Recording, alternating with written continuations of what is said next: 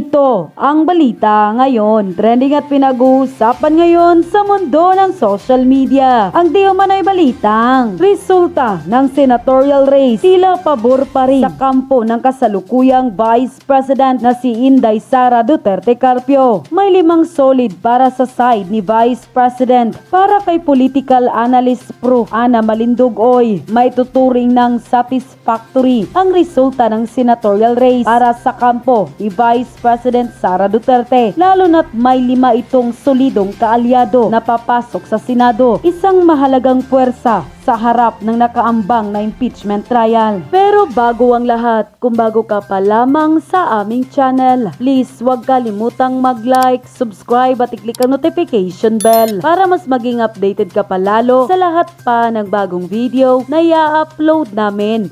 At ito na nga mga kababayan, bagamat hindi nakapasok ang lahat ng kaalyado ng mga Duterte sa senatorial race, tila pabor pa rin sa kampo ng kasalukuyang Vice President na si Sara Duterte ang 5 nitong solidong kaalyado na papasok sa Senado, lalo na't kakaharapin nito ang nakaambang na impeachment trial na lilitisin ng Senado. Kaya napakamahalagang papel ang gagampanan ng 5 senador na umano'y solidong kaalyado ni Vice President Sara Duterte. Narito ang buong pagpapaliwanag ng isang political analyst na si Prof. Ana Malindugoy na tila siyang sumampal ng katotohanan sa lahat ng nasa likod ng di umano'y pagpapatalsik sa pwesto sa pagkapangalawang Pangulo ng Pilipinas ni Vice President Sara Duterte Carpio. Panoorin ang full video. Sa akin, ang election na to, though I was not really too happy because maraming nangyaring mga irregularities kasi minomonitor ko yung buong election. In a way, for me, satisfactory na rin on the side of the Dutertes and on the side of the opposition, yung 5 na alam kong solid will be on the side of the VP, especially with the upcoming impeachment trial sa Senado.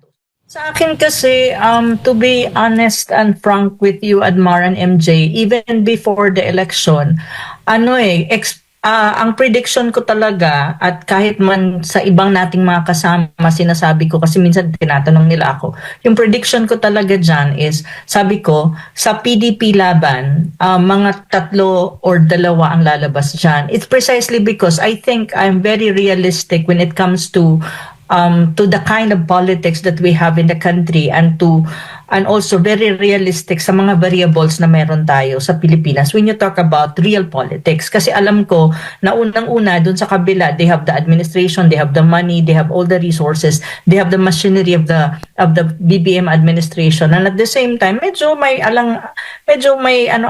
agam-agam dun sa automated election. So yun yung yun yung realization ko even before the actual election.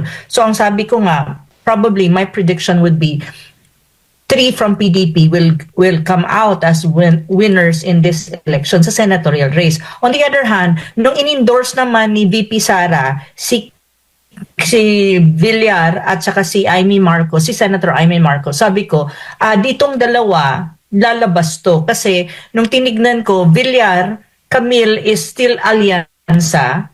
Kasama pa rin siya doon sa kabila, hindi naman siya tinanggal eh. Pero at the same time, nakuha niya ang suporta ng mga Duterte at nakuha niya ang Duterte votes or yung mga solid Duterte supporters. So makikita mo, alam ko na papasok si Villar. Kasi din, alam ko rin kung bakit nilapitan si VP. It's precisely because nung una, yung mga survey, wala siya sa survey, wala siya sa Magic 12. On the other hand,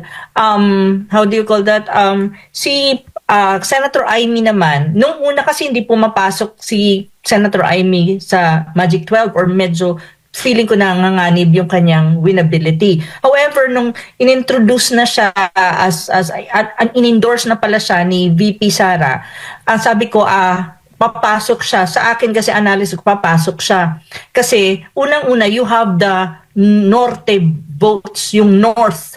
Kasi in the Philippines, MJ and Admar, if you really analyze it, that's why there was a unity team, precisely because you need to have the North and the South. And if you have both, then the winnability is higher. Kaya nga si Senator Amy, very obvious naman na nakuha niya ang Norte. At now, nung in-endorse siya ni BP Sara, nakuha din niya to some extent, kahit papaano, nakakuha siya ng vote sa South. At saka yung, hindi ko masasabing lahat ng Duterte supporters bumoto sa kanya, pero at least may nakuha siya. So in a way, predictably, sa akin, sabi ko papasok si Senator Amy. So kung susumahin mo sa senatorial race, though ang opposition on the side of PDP, hindi tatlo lang ang pumasok. So you still have the two na pumasok. So 5 as against to the rest na alyansa at may dalawa kang kakamping na pumasok si Bam at saka si Kiko. So actually na rin on the side of the Dutertes and on the side of the opposition, yung 5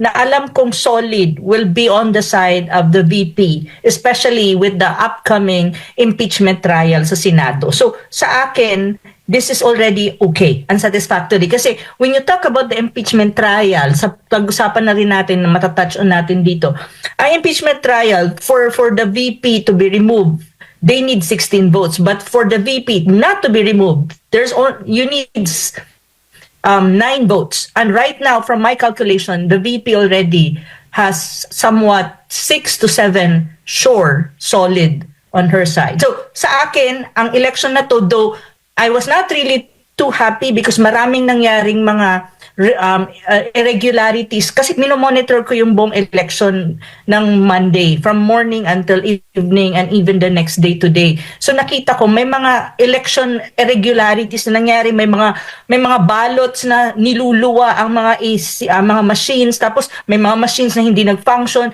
may mga ballots na buboto ka pa lang, bumoto ka hindi nagre-reflect yung resibo dun sa mga binoto mo. Ang dami-dami. At saka may mga crime-related na mga nangyari during the election, ang daming mga election-related crime to some extent at saka irregularities na nakita natin. Ngunit, when you talk about the result, especially sa senatorial race, sa akin, okay na ako doon. Medyo satisfied ako 5. At least may 5 na alam ko, when you talk about the impeachment, will be able to support the VP. On the other hand, pagdating naman sa local na level, medyo makikita din natin yung endorsement ni VP at mga Duterte ay nag-work. Kasi look, in Cebu, Gwen Garcia was out at yung bago ngayon, which was endorsed by our BP, and the others also in different parts of Manila, like for example, Abante, I think, hindi nanalo, Isko Moreno, nanalo. So, sa local na level, makikita mo rin na nagkaroon ng dent at nagkaroon ng positive impact yung endorsement ni BP Sara sa mga kandidato, which this will have a very important role to play, and this has something to do at magkakaroon to ng positive na impact hopefully in the 2028 presidential or national election. Kasi ang local na level like governor, mayor, especially mga mayors, importante yan when you are running a national election, especially presidential. So sa akin, may nakita akong positive, lalo na dun sa mga na-endorso ni VP Sara, lalo na sa mga probinsya na malalaki at bultahin ng boto nandun, like Cebu. Very important. So this is not necessarily 100% happy result of the election, but as far as I'm concerned, putting everything together, yung result, I am satisfactory, but we need to work more. I think if we, ang sabi kasi ni VP, sabi ni VP a strong opposition, di ba? Ang sabi niya, there should be a strong opposition. So as part of the opposition, I think kailangan work more hard in preparation for the big event in 2028. That's the presidential election. So, yun yung general assessment ko sa midterm election. Though wala pa tayong official result ng senatorial votes kasi unofficial pa. Pero around 90% na ata ang nakakanvas. So, yun yung masasabi ko for now. MJ and Admar. At yun na nga mga kababayan, ano na ang masasabi mo? Kung mayroon kayong hinaing at komento patungkol sa balitang ito, please comment down below. Pag-uusapan natin yan sa comment section. At kung nagustuhan nyo ang video, ay huwag kalimutang mag-like at i-share na din para mas marami pang makaalam at umabot ito sa marami sa ating mga kababayan. Maraming salamat po!